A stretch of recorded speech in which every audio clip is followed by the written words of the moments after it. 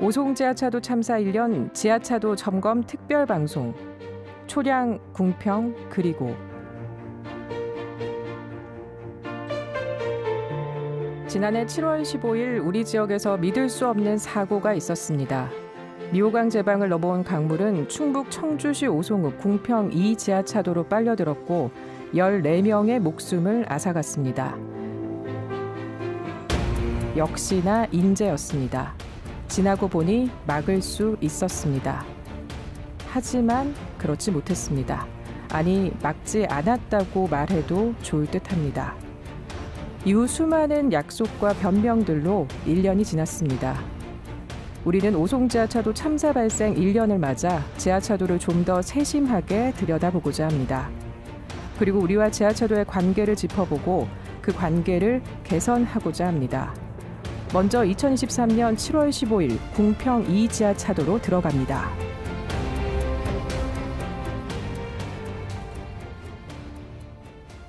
지난해 궁평 2 지하차도 참사 당시 사고 당일 오전 참사 발생 제보를 받은 이후 계속 오송 참사를 취재하고 있는 TVN 충북 박태성 기자와 궁평 2 지하차도에서 어떤 일이 있었고 원인은 뭔지 또 이후 어떻게 진행됐는지 자세히 알아보겠습니다.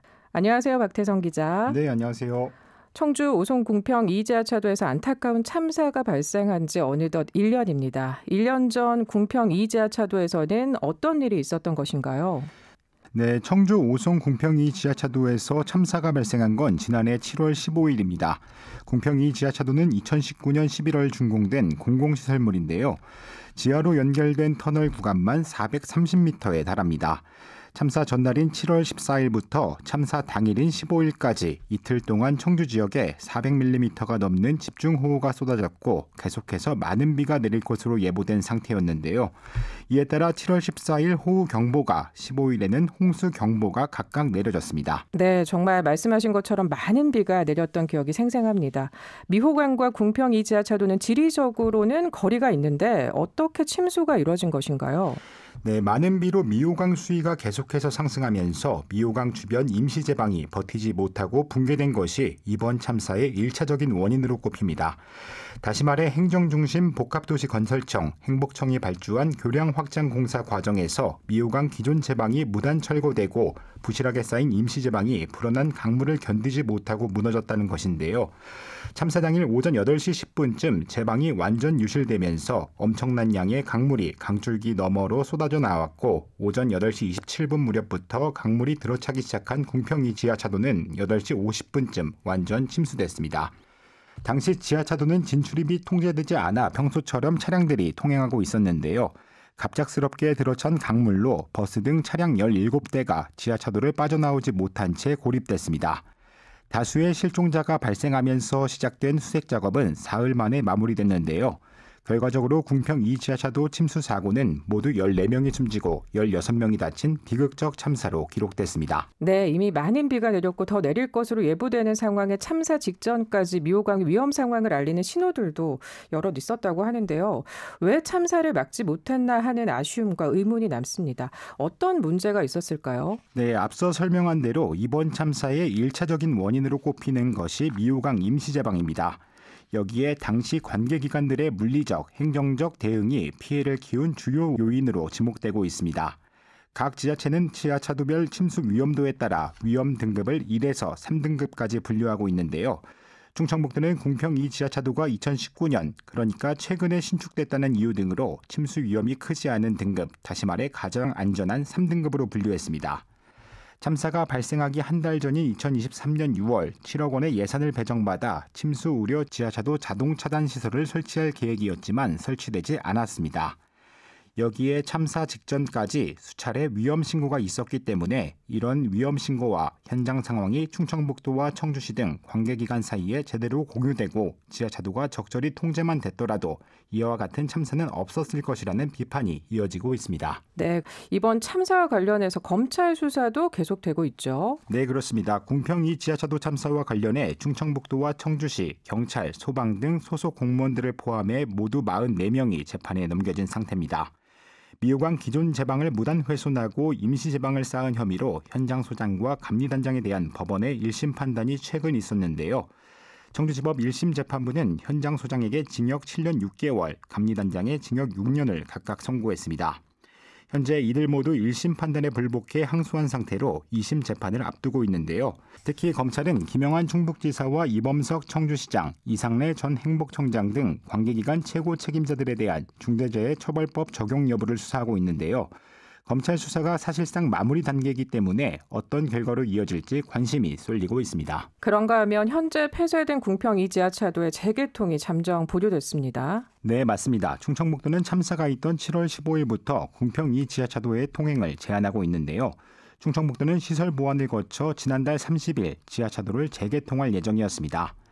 하지만 재개통을 앞두고 궁평 2지하차도를 찾은 오송 참사 피해자 등은 안전시설 등이 미흡하다며 보완이 필요하다는 입장을 내놨습니다.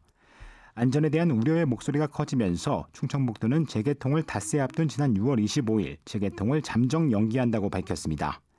충청북도 도로관리사업소는 수해 복구 공사를 완료하고 최종 안전점검을 거쳐 재개통 시점을 결정할 방침이라고 설명했는데요.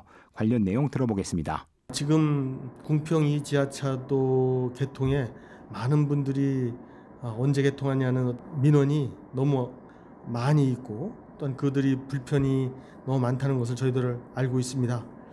그렇기 때문에 저희들은 지금 야간 작업뿐만 아니라 계속해서 지하차도 개통을 위해서 불철주야 노력을 해서 개통하려고 노력하고 있습니다. 보수공사는 우선 또 지하터널 구조 자체적인 균열 부분이라든지 또한 바닥판의 문제 그리고 바닥의 들뜸 모두가 침수가 됐기 때문에 그 당시에 그 가로등, 터널 등이죠. 터널 등서부터 통신시설 그리고 배수 펌프장 교체 또 바닥 콘크리트 포장해서 아스팔트 포장돼 있는 것을 다시 재포장하고 그 진입도로를 위해서 그 운전자들이 상황을 인지할 수 있도록 VMS, 즉 전광 표지판을 설치해서 운전자들에게 인식을 해서 상황을 인지하여 차들이 통행하지 않도록 진입 차단 시설까지 같이 병행해서 설치하고 있는 과정입니다. 네, 희생자의 가족들과 생사의 갈림길에서 가까스로 탈출한 생존자들은 여전히 힘겨운 나날을 보내고 있죠. 네, 맞습니다. 유가족들과 생존자들은 지난 8일부터 오송 참사 1주기 추모 기간에 들어갔습니다. 추모 기간 선포 기자회견에서 유가족들과 생존자들은 오송 참사의 진상규명과 최고 책임자 처벌을 다시 한번 요구하면서 청주 도심에서 기억과 다짐의 순례를 진행하기로 했는데요. 관련 내용 직접 들어보겠습니다. 오송 참사 이후 악몽 같은 1년이 지났습니다. 갑작스러운 참사로 사랑하는 엄마를 잃었습니다. 참사의 유가족이자 피해자 가족으로 거리에 나서야 하는 현실이 너무나 기가 막힙니다. 참사 이후 국조실 감찰 결과가 발표되고 수사본부가 꾸려질 때만 해도 진상규명도 최고 책임자 처벌도 해를 넘길 거라 생각하지 못했습니다.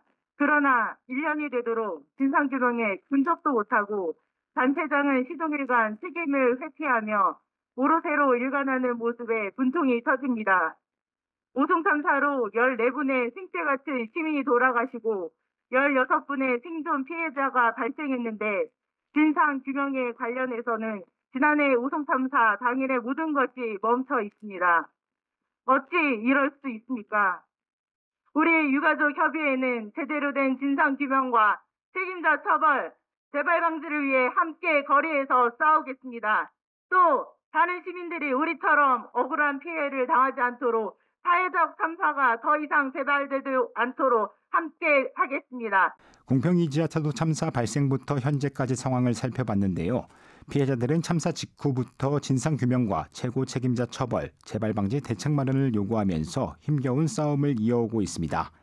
명확한 진상규명 그리고 철저한 재발방지 대책이 마련돼서 다시는 이런 비극이 반복되지 않아야겠습니다. 네, 오늘 말씀 감사합니다. 현재 법원은 오송 참사의 원인으로 미호강 제방에 문제가 있다고 보고 현장 소장과 감리단장에게 책임을 물었습니다. 하지만 저희가 오송 참사를 다룬 특집 프로그램을 만들면서 느꼈던 것은 총체적 부실이었습니다. 시민들의 신고는 무시됐고 지자체와 책임 있는 기관은 어쩔 수 없다거나 원칙대로 했다고 말할 뿐이었습니다. 그러면서 1년이 흘렀습니다. TVN 충북은 지난 1년이 허송 세월이 아니기를 바라는 마음으로 참사 발생 1주기를 앞둔 지금 우리 지역뿐만 아니라 전국의 지하차도를 점검하기로 했습니다. 취재에 앞서 먼저 이런 궁금증이 들었습니다. 다양한 안전사고 위험이 도사리고 있는데 우리에게 지하차도는 왜 필요한 걸까 하는 궁금증 말입니다. 아마 전문가에게 물어본다면 비용 편익 분석으로 궁금증을 간단히 설명할 수 있을 겁니다. 하지만 지하차도 침수로 생명을 잃는 일이 발생하고 나니 누군가 나서서 궁금증을 풀어주지 않았습니다. 그래서 저희는 부산으로 가보기로 했습니다. 부산은 지하차도에 물이 차서 3명의 시민이 목숨을 잃었습니다. 첫 지하차도 침수 참사입니다. 최현 PD가 참사가 발생했던 부산 초량 지하차도를 다녀왔는데 만나보겠습니다. 최현 PD 안녕하세요. 네, 안녕하세요. 초량 지하차도 침수 사고, 시간이 지나서 기억 속에 잊혀지신 분들 많을 텐데요. 초량 지하차도 침수 사고에 대한 간단한 설명 부탁드립니다.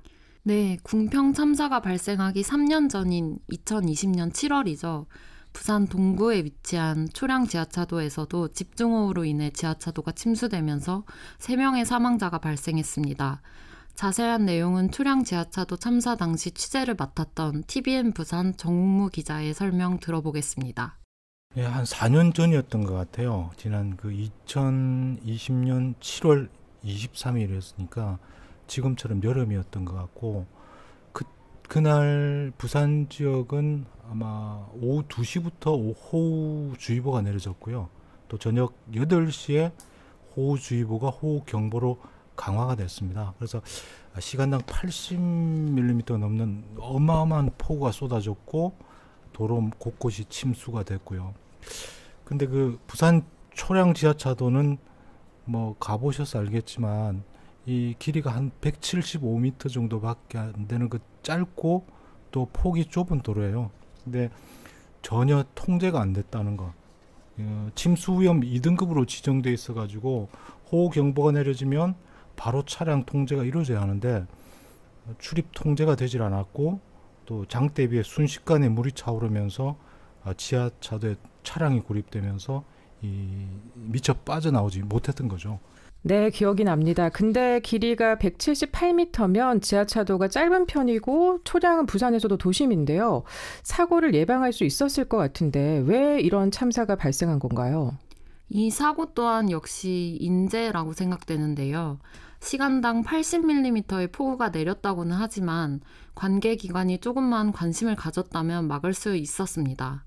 물론 비가 오기 전부터 전광판 시설은 고장나 있었고 오송 참사와 비슷하게 구조 활동이 지연되는 등 사고가 발생할 요소가 있었습니다만 누군가 한 사람이라도 나와서 통제를 했다면 그런 비극은 일어나지 않았을 겁니다.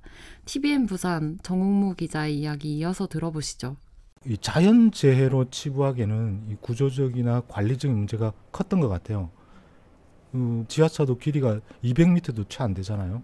대형 버스 한 대가 겨우 지나갈 정도의 좁은 길인데 짧은 지하차도지만 이 순식간에 인근에 있는 다른 물까지 합쳐지면서 물이 빨리 찼던 거예요. 뭐 졸지에 깊이 2.5m짜리 저수지가 된 건데 이 지하차도에는 1분에 한 20톤 정도 물을 퍼낼 수 있는 펌퍼가 석 대 정도 있었다고요. 근데 조금 전에 말씀드렸다시피 배수 시설이 없는 주변 물까지 이곳으로 모이면서 이 기록적인 폭우를 감당할 수 없었던 거죠. 그래서 저녁 8시에 호우경보가 발효됐고 이 사고가 터질 때까지 아예 통제가 되질 않았습니다.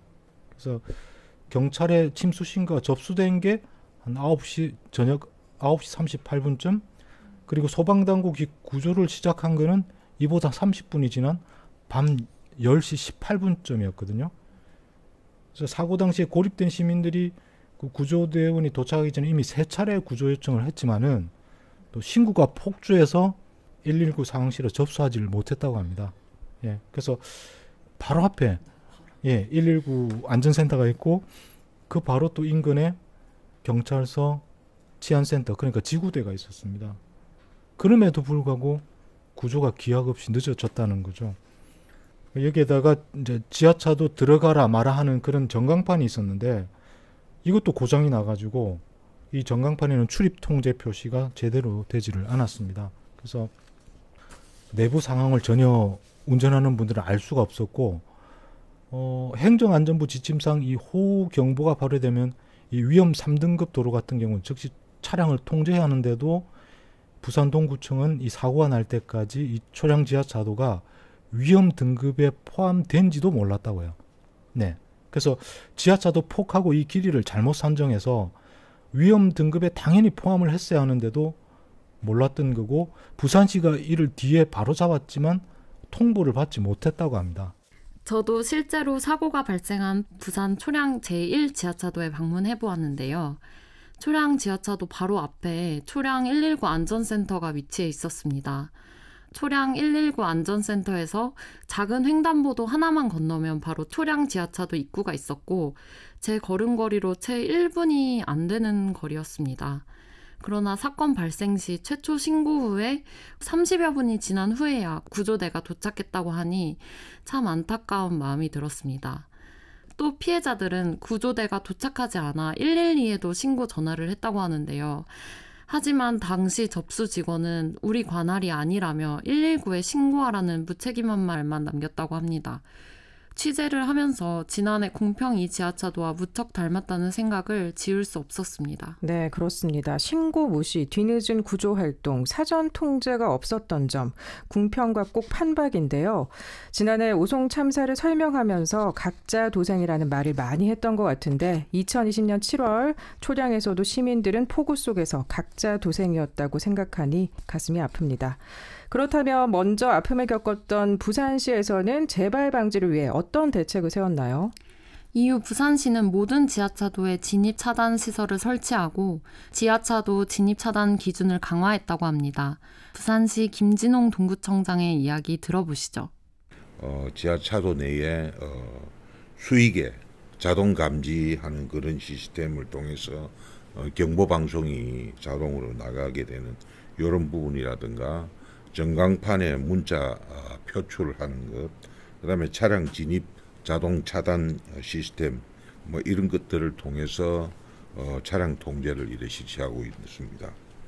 기상특보 발표 기준으로 호우 경보가 발령됐을 때는 우리 동구 차량 진입 차단 설비 운영 계획 매뉴얼이 있습니다. 이 매뉴얼에 따라서 차량 통제를 위해서 동부경찰서에 순찰차 배치 협조 요청을 하고요.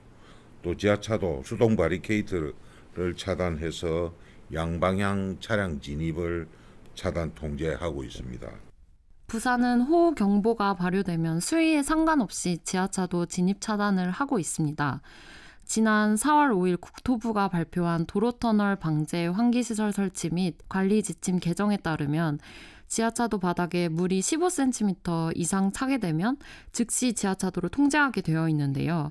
부산 동구청은 이 기준에 못 미치더라도 우선 호우 경보가 발효될 시 선제적으로 차단을 실시합니다. 이미 지하차도 침수 사고를 겪은 부산 동구청은 더 강화해서 선제적으로 대응을 하는군요. 네, 그렇습니다. 선제적 대응 말고도 부산 동구는 수동과 자동으로 이중 차단 시스템을 갖추고 있는데요. 먼저 경찰서 직원과 동구청 직원들이 현장에 나가 바리케이트로 직접 통제를 실시합니다. 그렇지만 새벽이나 밤에 급작스럽게 폭우가 쏟아질 경우에는 공무원이 빠르게 대처할 수 없으니까 이를 대비해 자동으로 수입 15cm가 되면 바로 차단이 되는 자동 차단 시스템도 갖추고 있습니다. 이처럼 수동과 자동, 이중 시스템으로 통제를 해 시민의 안전을 지킨다고 합니다. 안전은 아무리 강조해도 지나치지 않은 만큼 이중 장치는 지하차도 침수에 대비해 도움이 될 것 같습니다. 그런데 2020년 초량 지하차도 사고에서도 나타났듯이 고장난 채로 방치된 장비나 장치는 무용지물입니다. 시민의 안전을 위해서 지속적인 관리가 필요해 보입니다. 맞습니다. 부산 동구는 이중 차단 시스템과 함께 초량 지하차도 인근에 대형 저류조를 설치할 계획이라고 합니다. 예상치 못한 기후 변화로 집중 호우가 쏟아져 지하차도 배수 펌프로 빗물의 양을 감당하지 못할 경우를 대비해 저류조를 설치하는 건데요. 이 저류조는 물이 지하차도가 아닌 먼저 저류조 쪽으로 이동하도록 유도하는 장치입니다. 물이 지하차도로 들어가기 이전에 먼저 저류조에 모이게 만드는 것이죠. 저류조가 완성되면 저류조 수위로 지하차도 차단 여부를 예측할 수 있고 무엇보다 안전 골든타임을 확보할 수 있을 것으로 보입니다. 부산 동구청은 끔찍한 사고를 겪고 이렇게 선제적 대처를 하고 있으며 새로운 대비책을 강구하고 있습니다. 하지만 다른 지역 대비책은 아직 부족한 부분이 많아 보입니다. 감사원 발표에 따르면 아직도 침수 위험이 높은 지하차도 약 132곳에서는 진입차단 시설이 설치되지 않았습니다. 서울시에서도 2년 전 상습 침수 지역 3곳에 대심도 빗물 터널을 만들겠다고 발표했었는데요. 건설사를 찾지 못해서 아직도 첫 삽조차 뜨지 못한 실정입니다. 네, 그렇군요. 부산 초량 참사가 2020년 7월에 발생했습니다. 그런데 4년이 지난 지금 저류조 설치를 계획하고 있는데요. 물론 예산과 부지 선정 등 많은 걸림돌이 있을 겁니다. 하지만 사고가 발생하고 법적인 문제가 처리되거나 계절이 바뀌고 시민들의 관심이 뜸해지면 지하차도 안전은 뒷전이 되는 것 같습니다. 이건 부산 동구청만의 문제는 아닐 건데요. 그런데 한 가지 궁금한 게 있습니다. 부산 초량 지하차도 침수 사고 관계자들의 처벌은 어떻게 됐나요? 네, 경찰이 추후에 사고 조사를 벌이는 과정에서 변성환 시장 권한대행이 재난 상황에서 행동 지침을 제대로 지키지 않았다. 이렇게 결론을 내리고 직무유기 혐의를 적용해서 기소 의견으로 검찰에 넘겼는데 검찰은 직무유기나 업무상 과실을 인정하기 어렵다고 판결이 나서 아예 기소조차 하지 않았습니다. 이외의 관련 공무원은 1심에서 업무상 과실치사 혐의 등으로 대부분 벌금형이나 징역형을 선고받았습니다.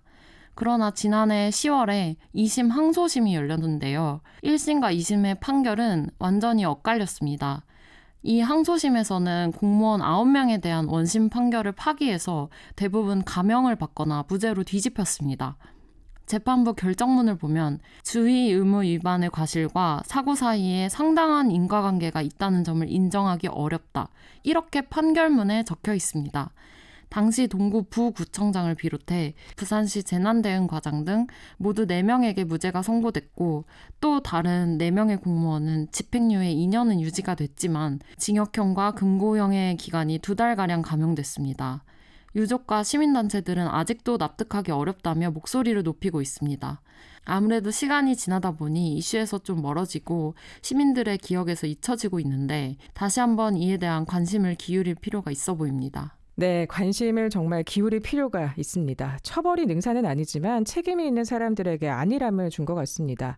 초량 지하차도의 판결이 궁평 지하차도 참사 판결의 선례가 될 텐데요.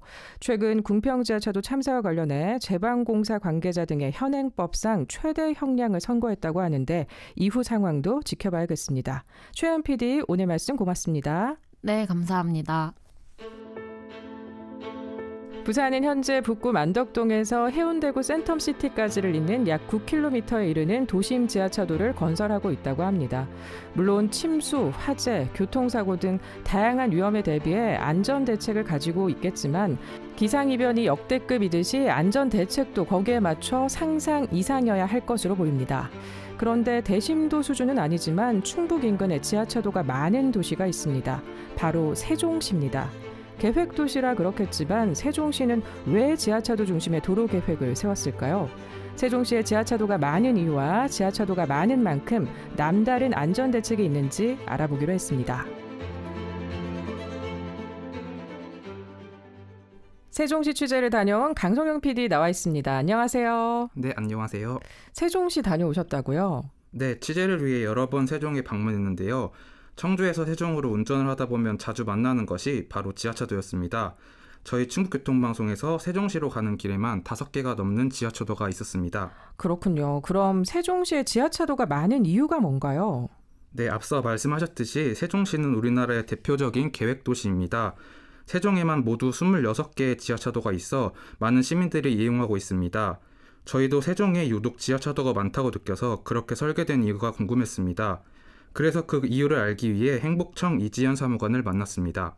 지하차도가 BRT가 신호 없이 통행할 수 있도록 하고 승용차 통행 간섭을 최소화하기 위해서 계획이 되었습니다. 그래서 소음을 줄이고 토지를 효율적으로 활용하기 위해서 상당 구간을 지하차도로 계획을 하게 됐습니다. 여기서 말하는 BRT라는 것은 버스 래피드 트랜짓, 즉 간선 급행 버스 체계로 버스의 통행을 일반 차량과 분리하여 정치성과 수용량을 향상시킨 대중교통 시스템입니다. 쉽게 설명하면 버스 전용 차로를 생각하시면 될 것 같습니다. 세종시 내부는 물론 주변 도시인 대전과 청주를 잇는 급행버스 노선이기도 합니다. 세종시에는 저희와 같이 버스 이외에 대중교통 운송수단이 없는 상황입니다. 그래서 인근 도시인 대전이나 청주, 오송 등과 연계를 하되 버스로 운영할 수 있는 BRT를 도입해 정시성과 신속성을 보장하면서 시민들의 불편함을 보완했습니다.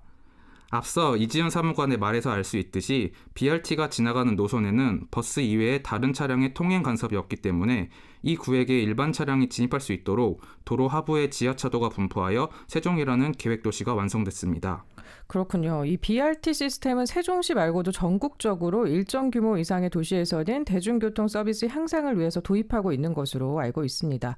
그럼 이 BRT의 장점을 최대한 살리기 위해서 지하차도를 도입한 것이라면 지상에 만드는 고가차도도 그 효과는 비슷하지 않을까요? 먼저 왜 지하차도가 많이 건설된 것인지 되짚어보기 위해 앞서 인터뷰 내용을 복기해 보겠습니다. 소음을 줄이고 토지를 효율적으로 활용하기 위해라는 말을 했습니다. 이 말은 곧 주민들의 민원 해소와 효과적인 토지 사용, 미학적인 도시경관 구축과 연계될 수 있습니다. 그 주민 민원 해소와 도시경관이라고 하셨는데 좀 자세히 말씀해 주시죠. 세종시의 지하차도는 앞서 말했듯이 BRT 건설로 인한 일반 차량의 교통 흐름을 원활하게 하는 데 가장 큰 이유가 있습니다. 또 앞서 물으신 고가차도와 지하차도의 차이를 말씀드리자면 고가차도에 비해 지하차도를 건설하게 된다면 소음이 감소하는 이점이 있고 고가차도에 비해 차량이 발생하는 유해한 물질을 지하차도 자체에서 정화할 수 있습니다. 또 지하화로 인해 확보된 공간에 녹지 공간이나 보행자 도로 등이 들어선다면 공간 활용문뿐만 아니라 미관상으로도 보기 좋습니다. 다시 질문 한번 드려보겠습니다. 사는 동네에 지하차도나 고가차도 둘 중에 하나가 들어서야 한다면 어떤 도로를 선택하시겠습니까? 저도 지하차도를 선택할 것 같은데요. 고가차도는 주변 건물들과 어울리지 않을 것 같기도 합니다. 그렇습니다. 더 나아가 생각해보자면 지하차도는 곧 시민들의 민원, 다르게 얘기하면 사람들의 욕망이 반영된 곳으로도 볼 수 있습니다. 인터넷에서 고가차도 반대라고 검색하면 서울을 비롯해 울산, 사천, 인천 등 전국 곳곳에 고가차도 건설을 반대하는 주민의 시위를 확인할 수 있습니다. 주민들의 이런 시위는 결국 소음 공해와 부동산 가격 하락을 우려하기 때문입니다. 한 가지 더 예를 살펴보면 궁평 이 지하차도는 아니지만 청주시 오송읍 지역에서도 2016년 고가차도 건설 추진 계획을 반대하는 시위가 열렸습니다. 오송 상봉리 주민들은 오송 진입도로 비상대책위원회를 수립하고 오송 생명과학단지 내 오송 바이오폴리스와 국도 1호선을 연결하는 고가도로 설치에 심하게 반대했습니다. 네, 말씀 들어보니까 사람들의 욕망이라는 게 무슨 말인지 알 것 같습니다. 네, 그래서 세종시 공인중개사들을 만나 지하차도와 주변 부동산 시세에 대해서 물어봤습니다. 집값의 소음이나 그리고 이런 먼지나 이런 부분에 대해서는 지하가 훨씬 더 낫다고 보죠. 아무래도. 고속도로가 보통 위에 이렇게 지나가는데 그 옆에 있는서 한번 서 봤던 적이 있어요. 한번. 근데 정말 시끄러워요. 진짜 시끄러운데 지하도인 경우에는 소음이 거의 없다고 보고 소음보다도 먼지가 확실히 덜 나니까 그리고 잠깐이라도 저거 방공호 역할이나 아니면 비가 오거나 이런 비가름 역할도 같이 하기 때문에 훨씬 유용도가 좋을 것 같아요. 고가도로보다 여러 가지 면에서 일석이조라고 해야 되나? 그런 부분에서 훨씬 낫다고 봐요. 저희 질문에 전반적으로 조심스러워하는 분위기였지만 아무래도 사람들이 집을 구할 때 고가차도보다는 지하차도 주변을 선호한다며 부동산 시세를 무시할 수 없다는 입장을 보였습니다. 그런데 이런 상황을 나쁘게 볼 건 아니라고 생각합니다. 요즘 도로의 지하화는 트렌드라고 볼 수 있습니다. 여의도나 분당 등에서 도로를 지하로 넣고 상부 공원화를 진행해 주민들의 큰 호응을 얻고 있습니다. 또 생활 환경이 좋아진 만큼 부동산 가격은 오르게 되는 것이고요. 우리나라뿐만 아니라 프랑스 파리, 미국 보스턴, 스페인 마드리드 등 교통 흐름과 소음, 대기 오염 등을 이유로 도시의 일부 도로를 지하화했고 도시 경관은 물론 여러 가지 면에서 훨씬 나아졌다는 평가를 받고 있습니다. 지하차도가 트렌드라는 부분에 대해서는 동의합니다. 그렇다면 거기에 어울리는 안전이 마련돼야 된다라는 것인데 앞서 세종시 이야기를 했었는데 26개의 지하차도가 있는 만큼 안전 대책도 잘 마련돼 있던가요? 지하차도 안전대책 부분에 있어서는 담당자가 굉장히 조심해야 하는 눈치였습니다. 네. 불과 1년 전에 세종시에서 얼마 떨어져 있지 않고 세종 시민들도 많이 이용하는 궁평 지하차도 참사가 발생하지 않았습니까? 아직도 관련자들의 재판 등이 진행되고 있다 보니 말을 아끼는 모습을 보였습니다. 그래서 답변해준 내용들도 매뉴얼을 구축하고 있다 정도의 누구나 알 수 있는 원론적인 수준의 안전대책에 그쳤습니다. 그렇군요. 다소 원론적인 수준에 머물러서 아쉬운 것 같습니다. 얼마 전 세종시는 버스 체계를 새롭게 개편해서 올 하반기에는 전국에서 최고 수준의 편익을 가져다 줄 것이라고 발표했습니다. 그 편익을 최대로 높이는 것은 시민의 안전입니다. 속도보다 안전이 우선돼야 될 때입니다. 강성영 PD 수고하셨습니다. 네, 감사합니다. 정부는 기후위기 혁신 방안과 국가안전시스템 개편 종합대책을 수립하고 지난 3월부터 정례 점검회의를 열고 있습니다. 그 가운데 지하차도와 관련된 내용도 포함됐는데요. 궁평 참사 이후 어떤 변화가 있었는지 행정안전부 이상원 과장의 지하차도 안전대책 설명 들어보시죠. 행정안전부에서는 작년 여름 궁평 지하차도 침수 사고와 같은 사고가 재발되지 않도록 국토부 등 관계부처와 함께 지하차도 침수 방지를 위한 통제기준 신설과 진입차단 시설 설치 대상 확대 등의 제도 개선을 통해 관련 지침을 개정하였습니다. 우선 하천이 범람할 우려가 있는 U자형의 지하차도의 경우 방제 등급과 상관없이 진입차단 시설을 설치하도록 의무화하여 지하차도에 대한 안전을 강화하였습니다. 아울러 침수 위험이 높은 지하차도는 현장에 공무원과 경찰, 이통장으로 구성된 책임자를 배치하도록 하여 적극적으로 관리할 계획이며 지하차도를 통제하는 경우에는 국민께 신속히 알려드려 불편을 최소화하도록 최선을 다하겠습니다.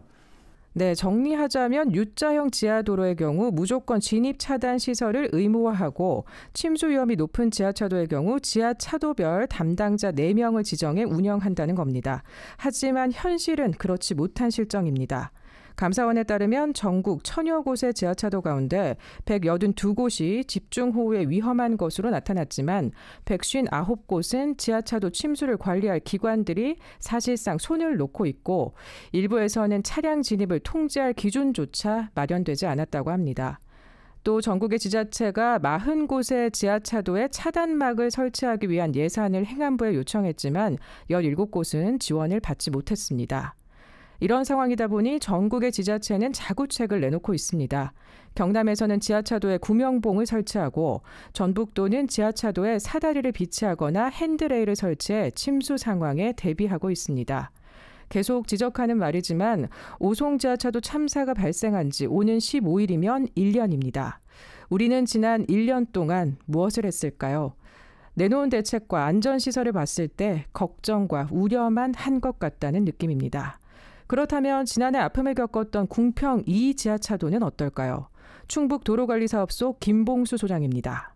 네, 지난 여름 오송 사고 이후 국토교통부 도로터널 방제 환기시설 설치 및 관리 지침에 침수 대응 계획이 신설됨에 따라서 지하차도 통제 기준을 최대 침수심 50cm에서 15cm로 설정했습니다. 도로관리청 및 읍면경찰서, 이장 등이 함께 살피는 지하차도별 4인 담당자를 지정해서 시설물별 현장 점검 및 CCTV 모니터링을 통해서 예찰 활동과 상황 전파 대응 체계를 강화하고 있습니다. 아울러 그 침수 사고 방지를 위해서 저희들은 지하차도 진입 차단 시설 그리고 그 진입 차단 시설에 그 VMS 전광판 또 수위 센서 등을 설치하고 있습니다. 그래서 안전한 대피를 위해서 저희들은 또한 비상 대피 시설이면 비상 사다리, 핸드레일, 유도 표지판, 인명 구조함 등을 설치할 계획이고 그래서 저희들이 지하차도 재해 방지를 위해서 부단히 노력을 기울이고 있습니다. 정부의 기준을 따르고 타 지자체와도 크게 다르지 않습니다. 추가로 궁평 지하차도는 미호강 범람을 대비해 차수벽 설치를 계획하고 있습니다. 얼마 전 장마가 시작되고 집중호우가 내렸습니다. 호우경보가 내려진 부산은 34곳의 지하차도를 전면 통제했습니다. 지하차도 바닥에 물이 15cm 이상 고이지 않았는데도 말입니다. 자라보고 놀란 가슴 소뚜껑 보고도 놀란다고 이해가 됩니다. 그런데 34곳의 지하차도가 막혔으니 우회를 해야 되는 시민들은 얼마나 불편했을까요? 생각해보면 지금의 대책은 하지 마라, 가지 마라와 같은 금지입니다. 시민들은 접근 금지가 아니라 안전하게 지나가고 싶은 겁니다. 지하차도 안전대책 문제의 핵심을 놓치고 있는 것 같습니다. 엄마는 버스 뒤 기사분 바로 뒤에 앉아서 탈출을 하셨을 거예요. 엄마의 모습을 확인한 결과 이마에 멍도 있고 볼에 살짝 찢어졌더라고요. 그리고 얼마나 살육을 발버둥을 하셨는지 이 손이 꽉 무언가를 잡고 있었나 봐요. 이 손이 안 펴지더라고요. 한 명씩 이제 시즌 수습이 되더라고요. 한 번씩 이제 나오시더라고요. 이제 다른 유가족분들이 얼굴만 좀 보게 해달라. 내 가족이 좀 보고 싶다. 구타에 계신 분들도 안 된다고 이제 떨어지시라고 이렇게. 너무 빨리 저희 오빠 너무 빨리 잊혀지는 것 같아서 너무 안타깝더라고요. 이게 또 세상이 이렇게 돌아가는 거라서 어쩔 수 없긴 한데.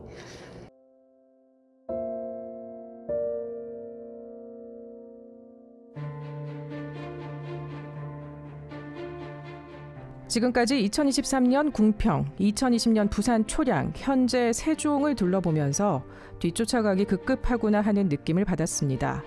맞습니다. 재난이 언제 어떤 모습으로 일어날지 알 수 없으니 따라갈 수밖에 없습니다. 하지만 기후변화를 이야기하고 안전을 어느 때보다 강조하는 이때, 그렇다면 지하차도는 우리가 경험하지 못한 위험을 상정해 놓고 안전대책을 수립해야 하는 거 아닐까요? 궁평 2지하차도도 참사가 일어나기 전에 누가 그렇게 침수될 것을 예상했겠습니까? 이제 상상 이상의 상황을 염두에 두고 안전대책을 수립해야 할 것 같습니다.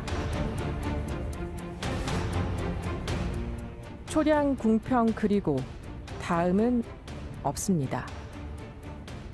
이상으로 오송지하차도 참사 1년 지하차도 점검 특별방송 초량, 궁평 그리고를 마칩니다. 지금까지 기획의 최경호, 제작의 강성영, 최은, 진행의 최하나였습니다. 고맙습니다.